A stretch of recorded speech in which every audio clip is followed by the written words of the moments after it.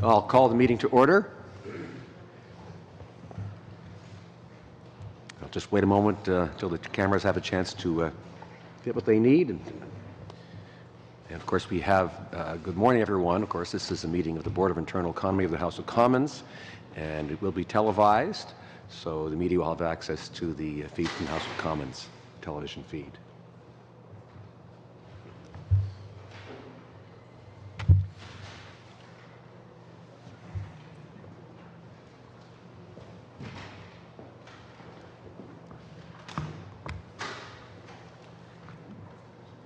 Alors, la première chose, c'est le procès. The first thing to examine, of course, is the minutes of the last meetings. Are there any issues arising?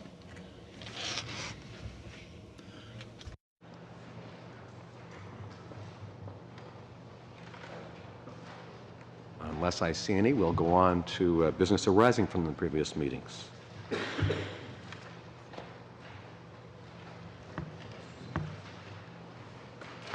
Not seeing anything so far in that regard. We'll go on to number 3, the Parliamentary Precinct Long-Term Vision and Plan. We have 2 people to present to us on this issue today. Susan Colba est la directrice principale des biens immobiliers. Senior Advisor, Executive Architect for the House of Commons, responsible for the management of the entire portfolio, real estate, and our long-term vision and plan for the parliamentary precinct.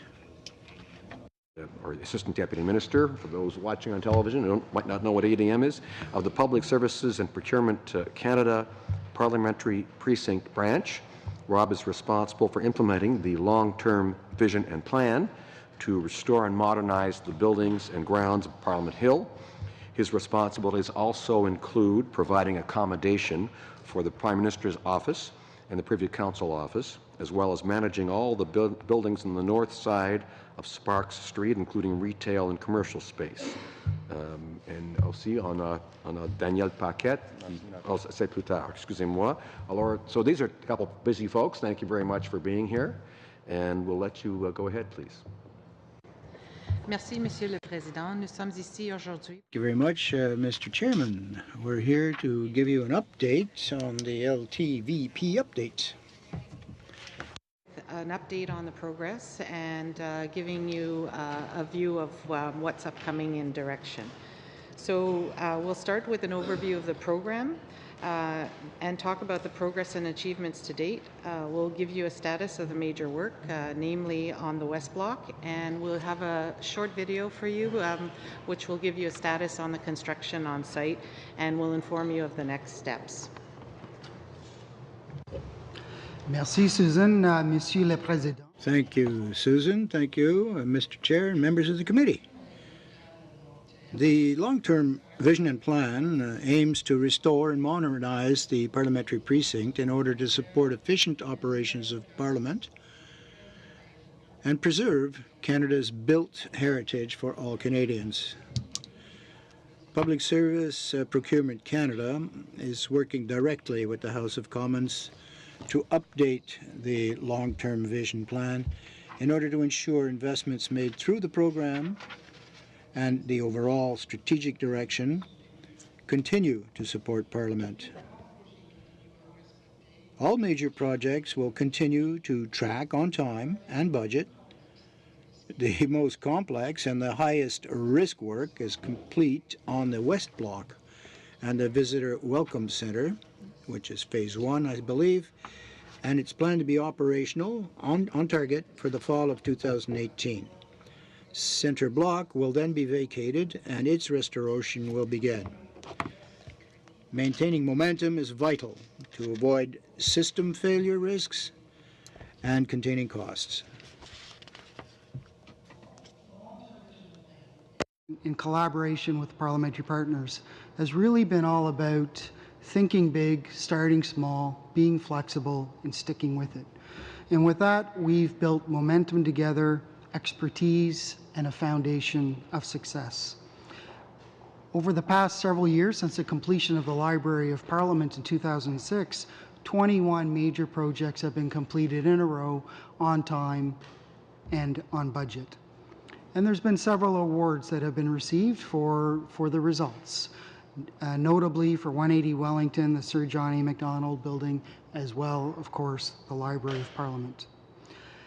And this work is creating significant jobs, both in the local economy, but creating a national footprint. So today there's about 1,400 people working on these projects. The West Block creating in addition to 5,000 jobs.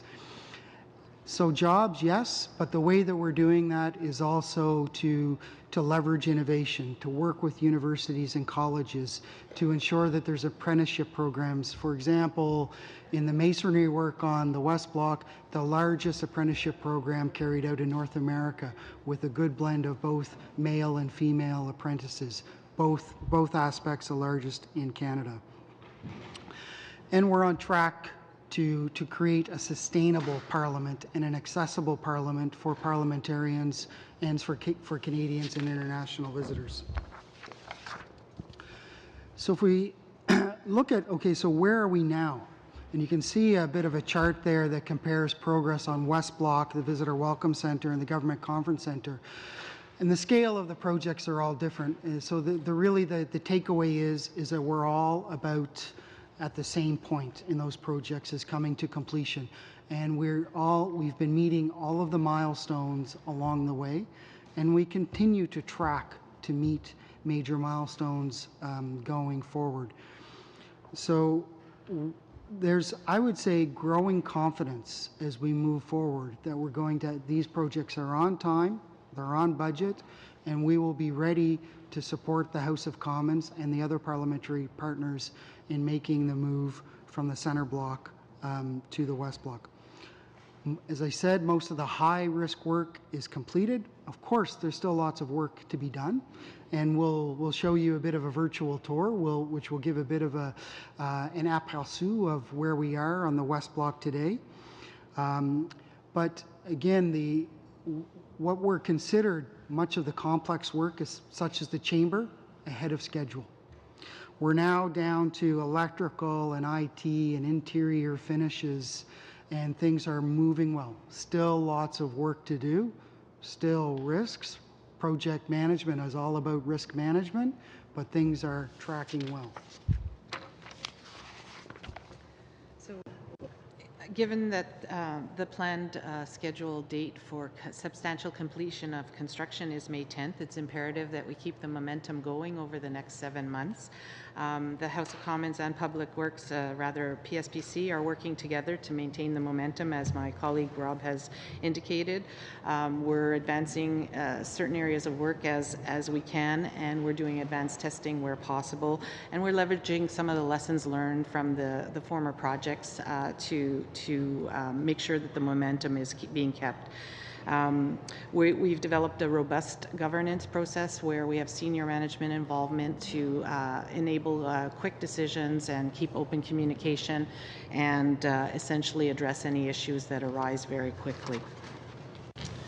Some of the ways that we look at construction work in terms of advancing it are by creating mock-ups. We've in your photographs there on your left, that's a mock-up of an MP office. Once that's carried out, the workers are able to view that and understand the expectation of the rest of the offices in the building, and by doing so, that helps keep the progress going smoothly.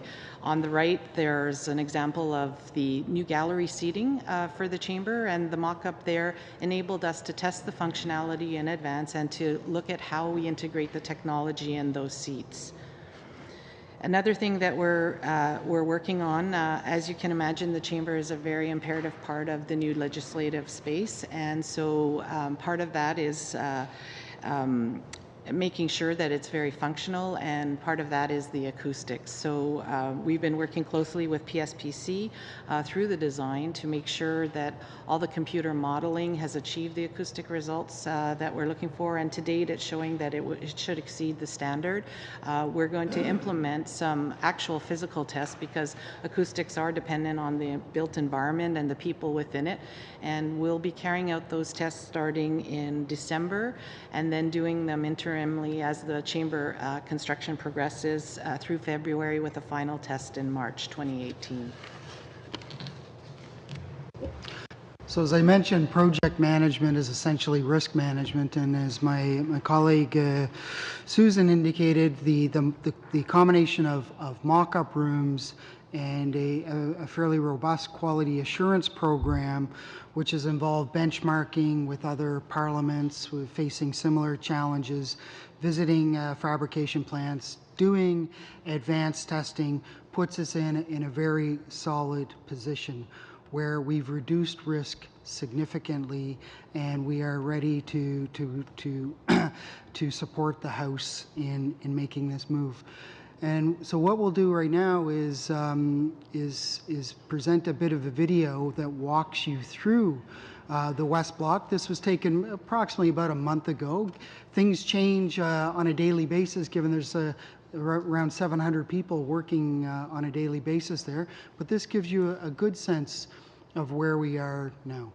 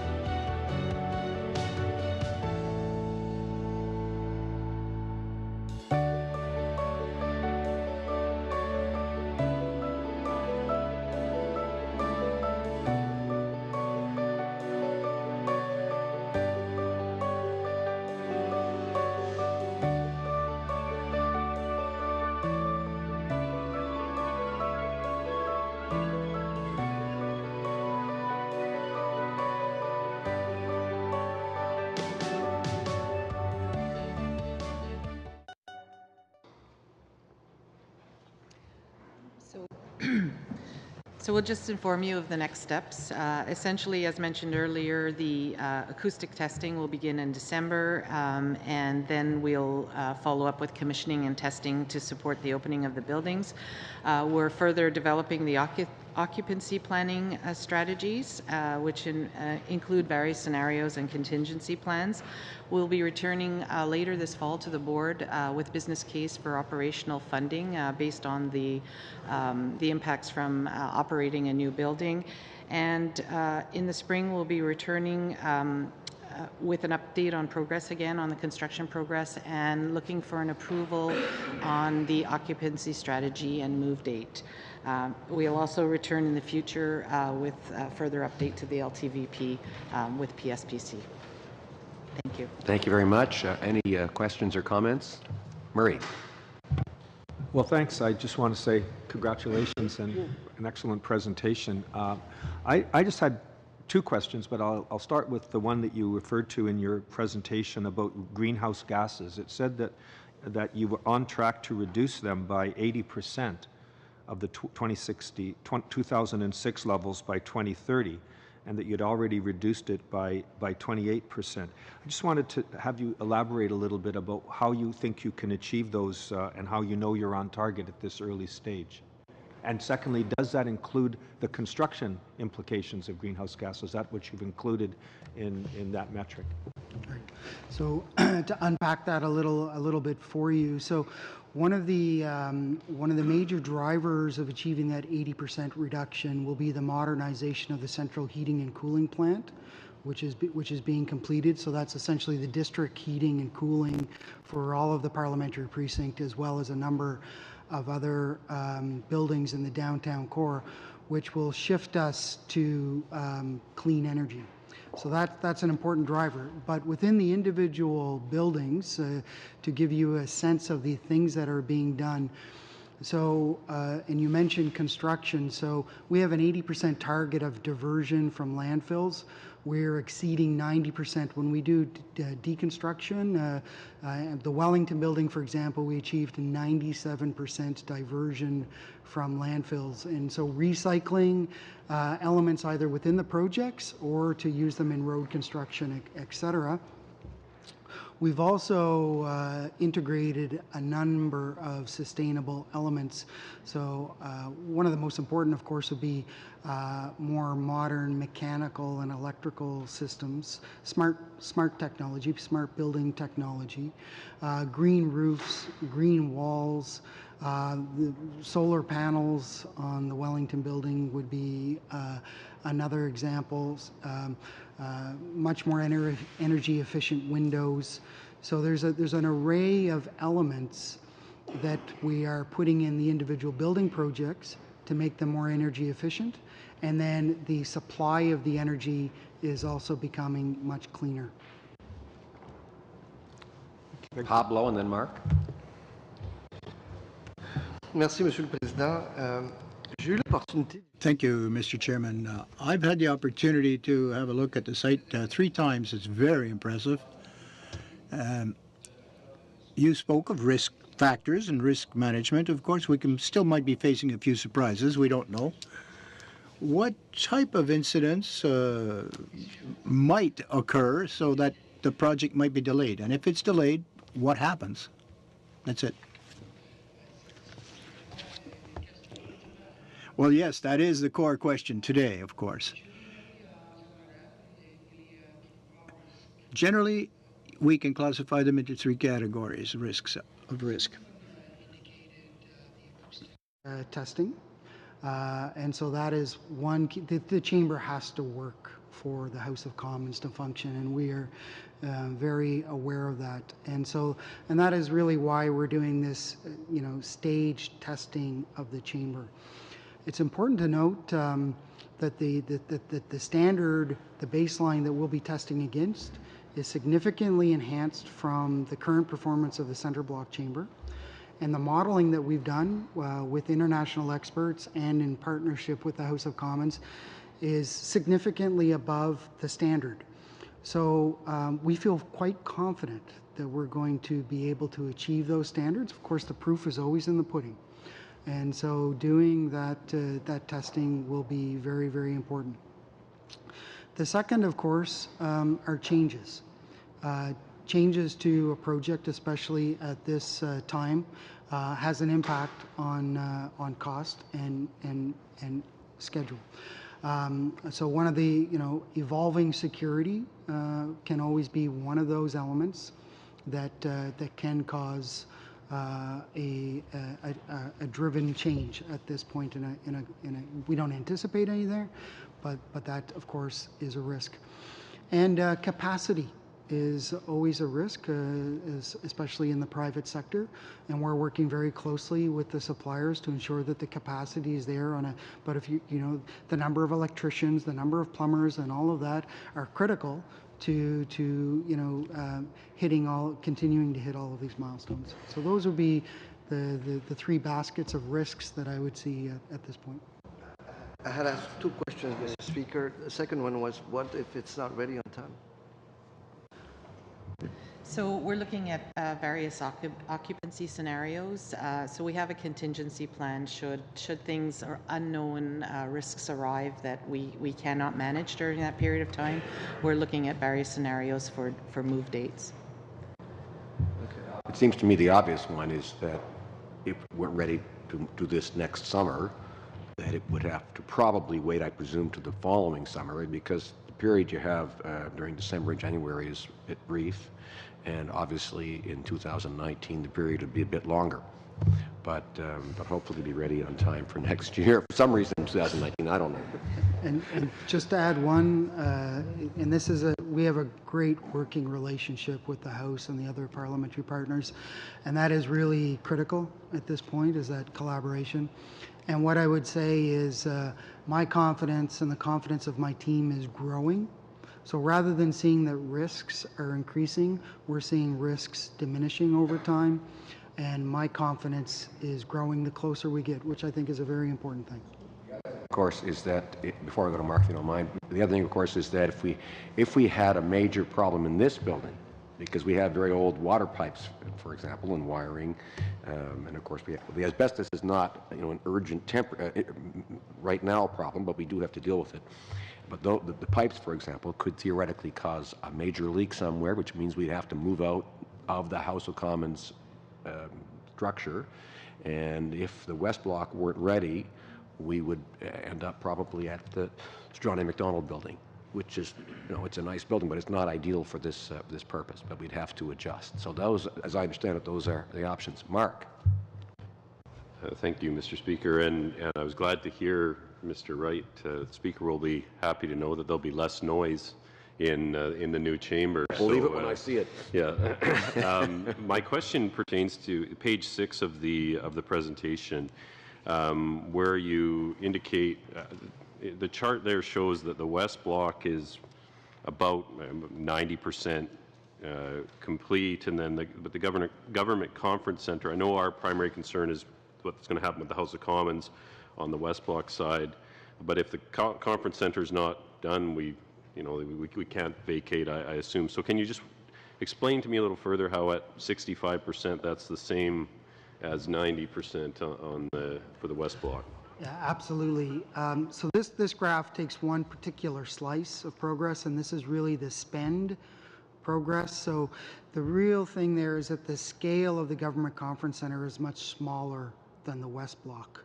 And I have equal confidence, if not more confidence, with the Government Conference Center. They're both tracking almost identical. They're both meeting their annual and monthly targets. So this is kind of one slice, and that one slice distorts it just a bit because it's the scale. In fact, the Government Conference Center really started in 2014, whereas the West Block started in 2011. So there's other considerations in there, but they're neck and neck. Thank you. Arnish? Thank you. Thank you for the information. My question is just to make sure I am understanding it correctly. The furniture that is currently in place, will it be reused and sent over, which I believe it is going to? The chamber furniture, the center aisle, and some of the desks will be moved into the new chamber. We're supplementing with some additional desks. Obviously, we had the 30 new members, and so those desks they are currently being manufactured by the House of Commons trade shops. All the heritage collection that exists in the center block will also be moved. So some new furniture will supplement to that. And so, except for the Speaker's chair, right? Of course, Okay. but we are using an existing heritage chair, but not the current one from the chamber. and how much time do we anticipate it taking for the move? Am I supposed to rhyme off all my questions at one time? Okay. How much time are we anticipating for the move of that furniture and the full setup? So currently what's scheduled is that some of the furniture will start to move in June, stuff that's not being used, but then all the furniture that's currently being used to the end of the parliamentary session would only start once the House recesses. So the end of June 2018 over the summer, so that you're operational in the West Block for September 2018, whereas the actual moves of people likely are scheduled from mid-August to mid-September. In regards to the acoustic testing, and I know that it's quite a strenuous activity, are we looking at the diversity of abilities and accessibilities for people to make sure that will all be considered for like hearing impairment or visual impairment and so forth?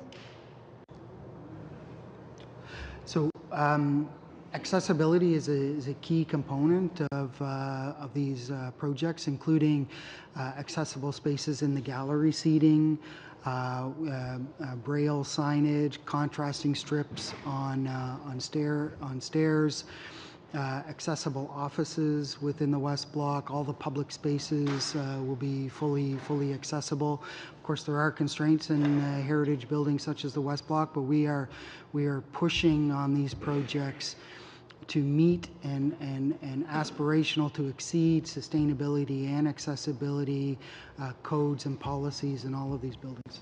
So my last comment will just be that, and I love to hear the confidence that we have and that everything's on track, but we always have to be aware of the risks just in case something else happens. If we are considering other options, as I'm sure some of your time is spent, to consider those accessibilities always, because I think it's important that we really do bring ourselves into the 21st century. And I guess a little bit of just in regards to future projects, and I know this is way further down the line, but what is the vision for the current, I guess, the chamber moving to the West Block, and then after we come back to Centre Block, what will happen with that space? So, I mean, that will be decided in partnership with the House of Commons, of course. What are the functional requirements?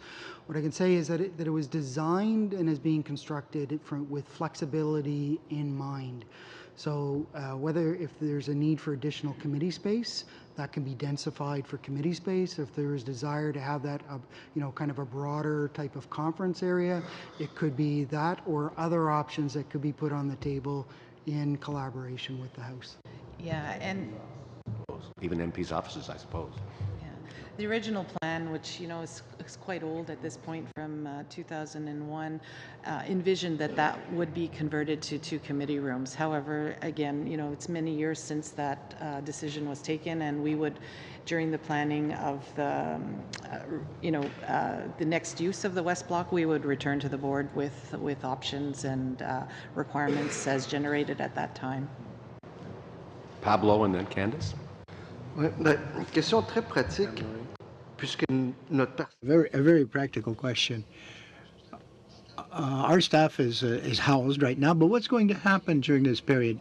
Is there sort of a transitory period where we're going to be floating around because furniture is being moved? Are a lot of people affected by that?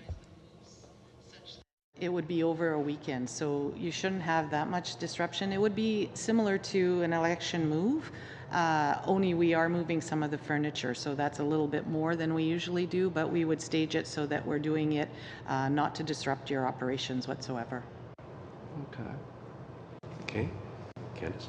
Thank you, Chair. My questions actually are similar to Pablo's, although I was wondering the number of office spaces that we have now in Centre Block.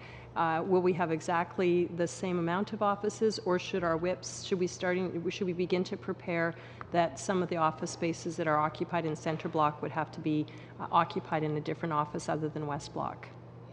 So there aren't as many offices for sure in the West Block, and yes, the WHIP's assistants have been briefed where we'll be working with them to relocate some of the ministerial suites to the Confederation Building and the Justice Building prior to the moves to the West Block.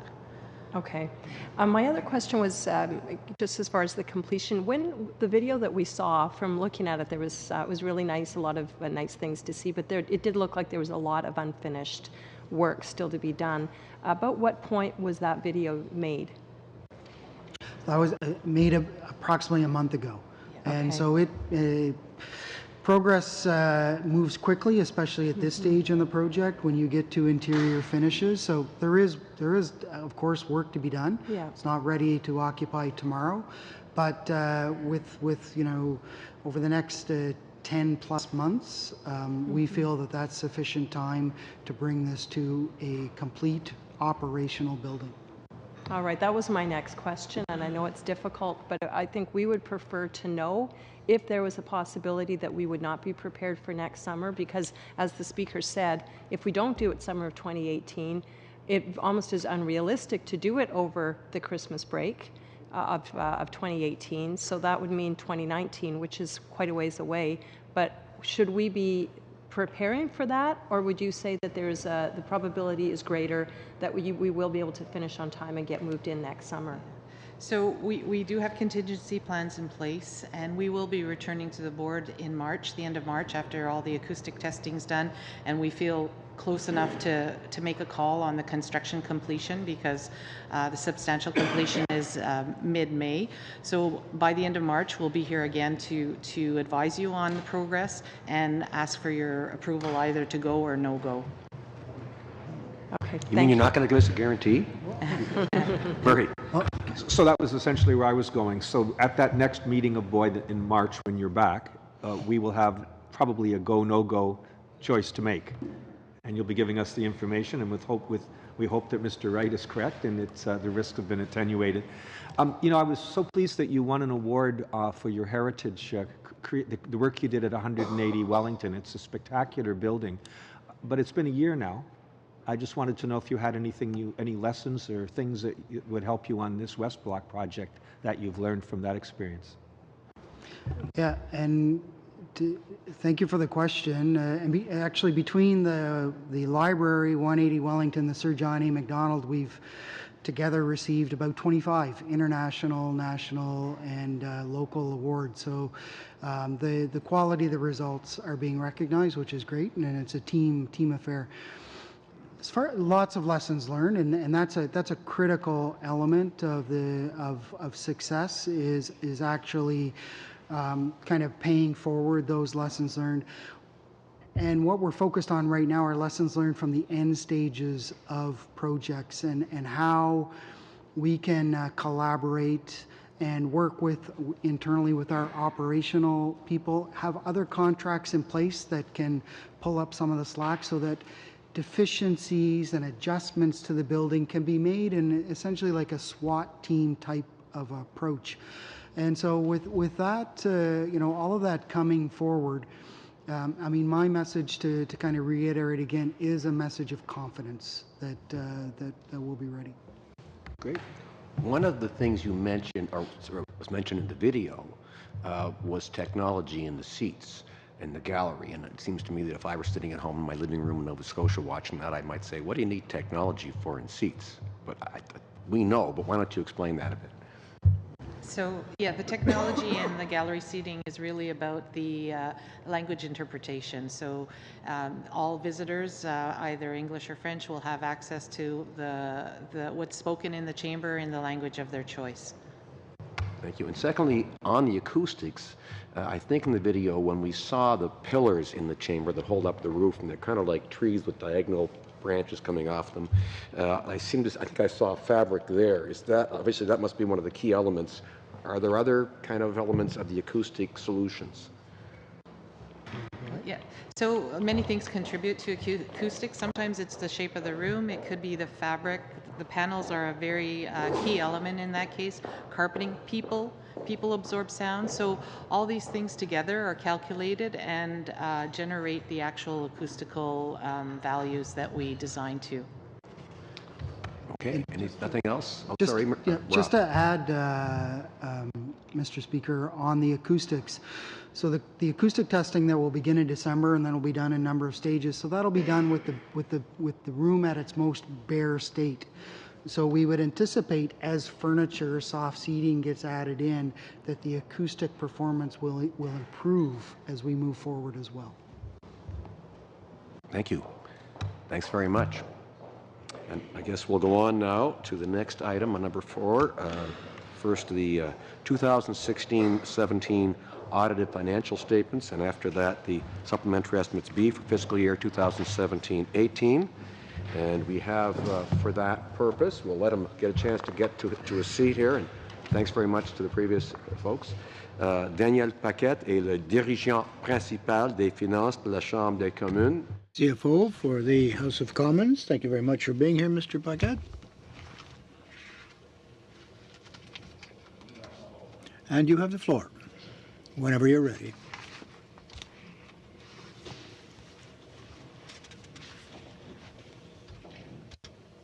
All right, thank you, Mr. Speaker. I'm pleased to be today to present the audited financial statements for the fiscal year ending March 2017. These financial statements present only one of the forms of financial reporting that we disclose to the public. We also have the report to Canadians, the public accounts, and the members' expenditure reports. We did retain the services of an external accounting firm, KPMG, who completed the audit and issued an unqualified opinion. This confirms that the financial statements properly reflect the activities of the House and that management maintains the systems of financial management and financial internal controls throughout the year. I also want to mention that the auditors had no other findings that could have required us to make any corrections or adjustments to our financial statements or changes to our financial process. And this is, to me, a really clear validation of the great work of our staff, since this was also the first full year with our new financial statement. These financial statements are prepared in accordance to the Canadian Public Sector Accounting Standards, which is different from the public accounts or even from our quarterly management reports. Let me point out some of these differences for the audited financial statements. In these statements, we do look at costs that are recognized when they are incurred. Tangible capital assets are amortized over their useful lives. Severance benefits are recognized as earned during the year as opposed to charged against the authorities upon disbursements. And service provided without charge to the House by other government departments are also included. So I'd like to take a few minutes to present some of the highlights of these financial statements. So starting with the statement of financial position, the statement provides the balance of our assets and liabilities as at March 31st. These assets include our accounts receivable, our inventories, and our tangible capital assets. The liabilities include our estimates for the future cost of employee benefits, such as our severance benefits and our sick leave benefits, and the amounts payable at March 31st for salaries and the amounts payable to our suppliers. As for the statement of operations and net financial position, it shows the net cost of operations, which we have seen fluctuate from year to year depending on various activities that can occur. Some of these events can be if significant projects are approved, an election year, or when there's a change of number of members that are sitting in the House.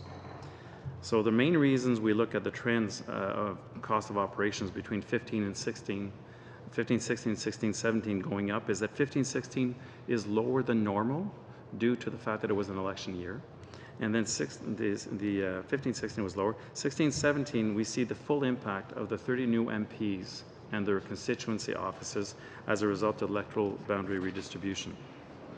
So to get to some of the specifics of our expenditures, salaries and benefits did decrease by $2.5 million compared to 15-16, but that is mainly due to the decrease of $20.9 million in severance benefit payments made in 15-16, more specifically the amounts pertaining to members and their staff after the election. This was offset by the increase of $17.5 million for salaries and benefits for the additional staff in the 32 members' offices as a result of electoral boundary redistribution. And there was also approved economic increases for a total of $1.1 million for several House administration employee groups. For the variance in accommodation, this is all due to the new facilities, Sir John A. Macdonald's and 180 Wellington, which were opened.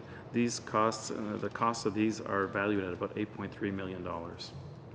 The transportation communication increased by $8.7 million, mainly due to the increased committee-related travel, in addition to the trends that we see as a result of the election year and the new members in 16-17.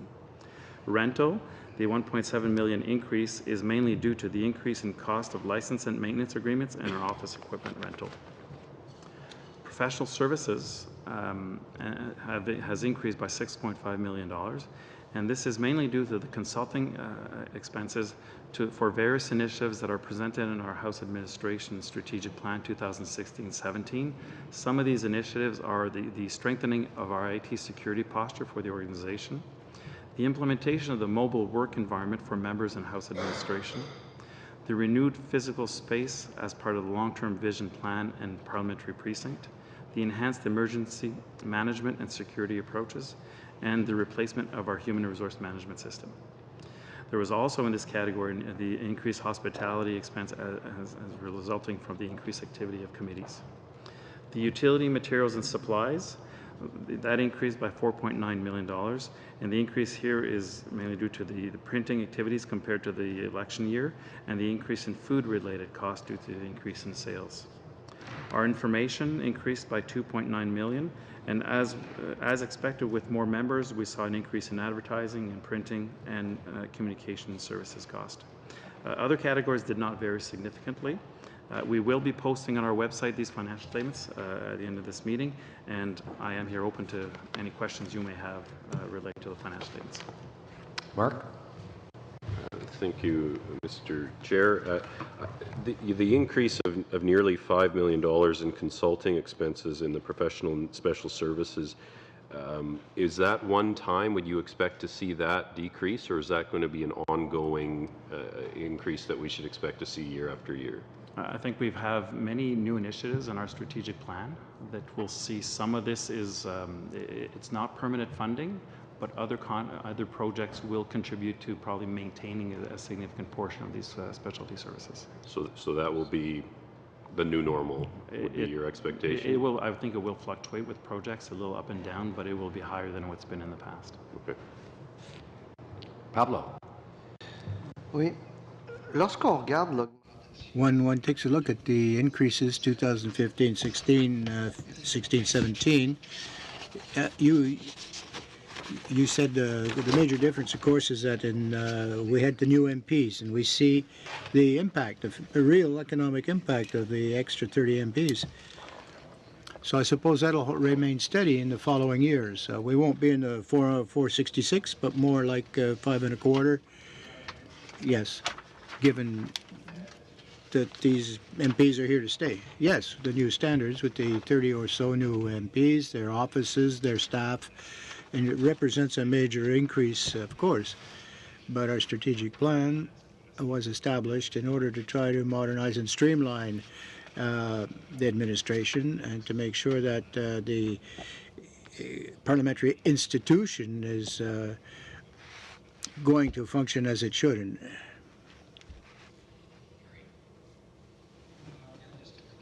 Questions drilling down into two categories that you've presented. The first is accommodation and second is information. I'd like you to spend a bit more time teasing out what the $8.3 million in accommodation increase represents, what's in there. And then the second, I noticed in information, there's a $2.9 million increase, so quite a significant year-over-year increase in information. And I understand what you've suggested in terms of advertising. I don't know why it's that high and whether this is a continuing increase or just sort of one time only. Those are the two questions I have. All right. So if I look at the accommodation, the $8.3 million is all due to the costs relating to the Sir John A. Macdonald and 180 Wellington. So also to notice that the accommodation costs are due to all the buildings that we occupy are managed by public service or service public. The new acronym, I keep calling them their own, so apologies for this. Public Service and Procurement Canada. So this service is actually provided to us without charge. They need to calculate the actual value of that service provided to us. Since our financial statements are prepared in accordance to the Canadian public sector accounting standards, we must include the cost of those accommodations in these financial statements. They don't show up in our public accounts because it's not a charge against our authority. So the whole $90 million, you see that is the charge for all of the accommodations of the buildings we operate that are operated by Public Works on the precinct. Just on that point, then, could I suggest that it's a one-time expenditure? You talked about Sir John A., you talked about 180 Wellington. Does that mean that this will be a recurring, will the number be that high going forward, or was it one time? It's the increase this year is all due to those two buildings, and we didn't have those buildings fully operational for the full fiscal year. So I expect that for next fiscal, we'll see it go up, and then it will remain stable. And then it'll be more or less steady state after that. Yeah. Okay, talk about the information item, please. Okay. So the information, when we're looking at it, it is the advertising is the one that seems to attract it. That with the 30 new members, they are allowed to spend up to 10% of their budget in advertising. And so we will see the increase of their operating budgets and it having an impact on that. So the majority of that fluctuation is all due to the 30 new members and the activities that they're contributing to promoting the parliamentary function. Thank you. The next, we dealt with supplementary estimates B. Mr. Paquette. So this item here, we're seeking your approval for the House of Commons Supplementary Estimates B for the current year, 17-18 fiscal year. So we've provided in your package the detailed list of all the items that make up the $30.9 million ask. All of the amounts have either previously been approved by the board at various meetings or have been subject to the discussion of the board meetings themselves. The total amount consists of permanent funding for $10.7 million to help manage increase in various activities and services that include such things as the additional funding for the committee and association activities, the modernization of a House of Commons web presence, the expenditure disclosure for House officers and presiding officers, and the funding for the economic increase of the House administration staff. The other portion consists of the temporary funding in the amount of $24.2 million. 15.3 of this is the operating budget carry forward. These are all funds to be used for short-term or in-year activities, such as the initial startup phase of the initiatives I've just mentioned, and other projects that are in support of our strategic program, like building our strategy for social media, our security enhancements, and our new human resource system. So if you have any questions, we can cover those. Thank you. Murray. Yeah, thanks, Speaker. I just had a question about the carry forward. The operating budget carry forward is $15.36 million out of a total supplemental estimates of $35 million. That's a very, very high number as a percentage of what's normally a carry forward in situations like this. I'd like you to elaborate a little bit on that number. Well, I think the proportion of the carry forward should be looked at towards our complete main estimates, not against the sub-B estimate. We're allowed to carry forward up to 5% our voted appropriation, and that's what that amount represents. So 15.36 represents about 5%, so it's in the normal range. That's right. When you look at it as against the main estimate, so that's right. That's why it seems skewed. Okay, thank you. Oui, une grande partie du budget supplémentaire des dépenses. A major part of the supplementary B is to economic increases, but this is a percentage, right? It's or a standard rate. It's forecastable. Yes. Well, there are collective agreements with various employee groups, of course, and this would cover 1,600 employees of the House of Commons. Part of this cost is retroactivity, salary increases. Collective agreements are signed often in late, and so this represents 1.5% increase, 1.25, 1.5 in 3 consecutive years: 2014-15, 15-16, 16-17. And if we stop at 2016-17, well, what about the future beyond that? There is a small group of employees that have already come to an agreement for 2017-18, and it's a 1.25 increase. Thank you. Thank you for the information. In regards to the security enhancements for West Block, is that stuff that was not intended in the original? Okay. Did you want to cover the security matters, or? Oh. would have to do that in camera if we're talking Okay. about security matters. So Excellent. do you want us to go in camera, or do you want to hold that? We can have for- that conversation after. I'll just Fine. take his time while he's here then. Excellent. In the so you talked about the modernization of like web presence and so forth. Is there any way that we are measuring the use of it? Even like with committees being given more money, are we seeing like the outcomes of committees being able to get to where they're trying to get to? Is it adequate and so forth? But even like online, do we know the number of hits we're getting? Are more people engaging with Parliament because of these modernizations? Okay. This getting into specific activities, I'll ask one of my peers to cover that. Thank you. We have a Deputy Clerk for Procedure, André Gagnon, coming along with Stéphane Aubé, excusez-moi, our Chief of Information Officer. Chief Information Officer.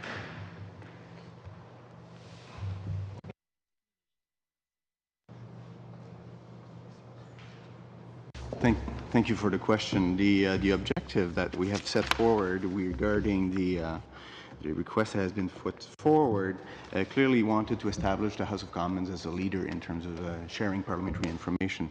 To do so, we had to go through a couple of items. One of them, social media, established House of Commons as a leader in terms of developing, stabilizing a structured and impartial social media presence through Twitter, Instagram, Facebook. The other items, and I'll go to the other questions that you've raised. The other items wanted us to modernize our web presence. To do so, you need to invest a lot because clearly the House of Commons was falling behind on that front. So what we've decided to do is to improve our come up with some real-time description of what is going on in the House. And for instance, for now, I can say to you that Monsieur Champagne is speaking on the opposition motion as we speak and as we are in this room. This is a novel tool that we wanted to use to make sure that Canadians would be more interested in the work that parliamentarians do and to have a great idea of what goes on daily, but also in real time in the House of Commons. Also, what the decisions of the House of Commons that would be made real time. That is now available.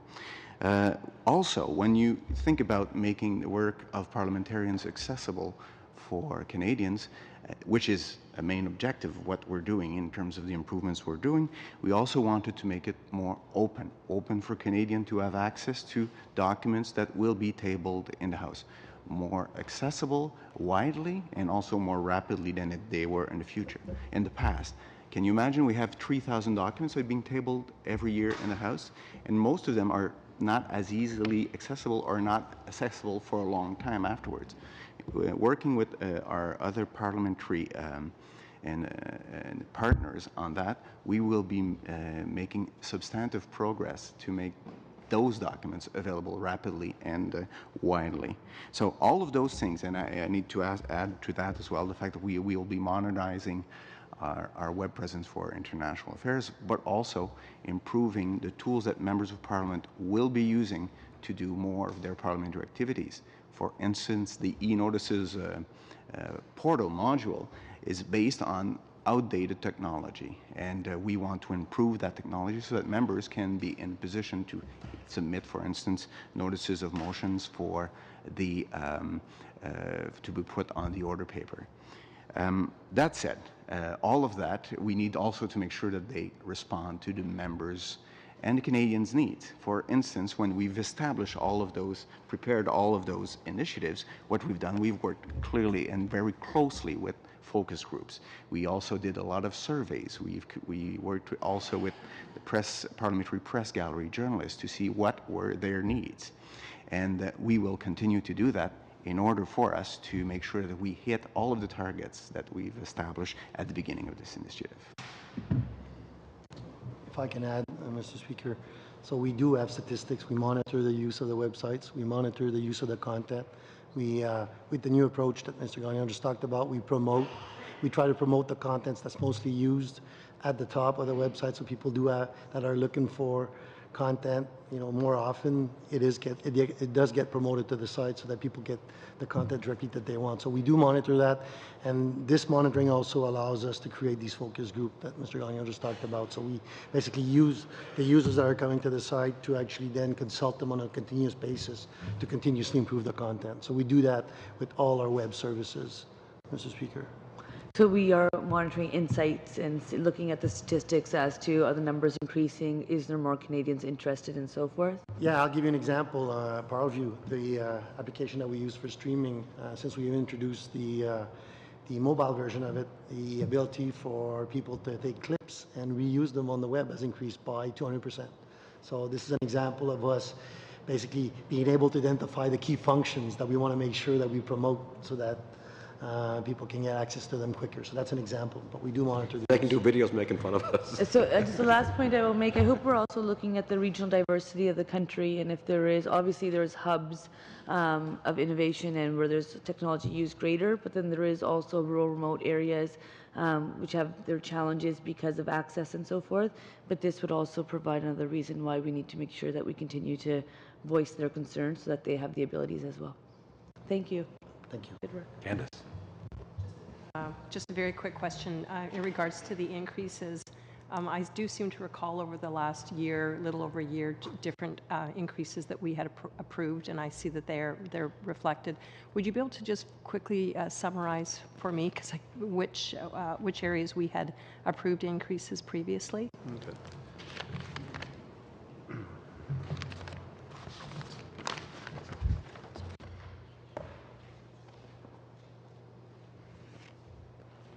So when we look at the full list of projects that are given you, so we had the additional funding for committee activities had come forward to the board here, the economic increases, the strategy for social media and modernization of the House of Commons web presence, the food service modernization and optimization services, so the security enhancements, our service, some additional capacity for our HR resources, and the additional money for the disclosure for House officer and presiding officers.